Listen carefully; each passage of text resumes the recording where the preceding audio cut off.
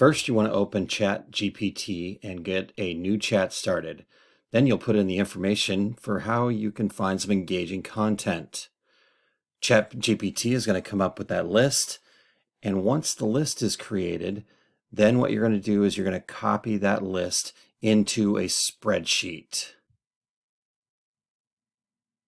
Once you've copied the list, open up Google Sheets, put it into a spreadsheet with a title at the top, download a CSV file that we can then use inside of Canva. Now in Canva, find a template that you like, and once you've found that template, go ahead and open it up, make any adjustments and edit it how you'd like, and then pick out the text area where you want to put it. I always like to put it as a middle anchored text box so longer questions don't mess it up. Then go to Apps and find the bulk create. And with bulk create, you're going to upload that CSV file that we just saved a moment ago.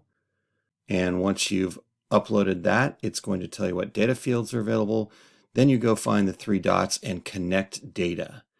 Once you've done that, you can hit the continue button, and that's going to show you all of the data.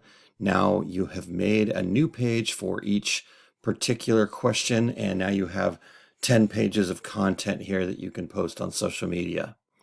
Go into Share, Download, and download all pages. Make sure that that's checked. Whatever file type you'd like, maybe in this case a JPEG, and hit Download, and it will then go and download the file.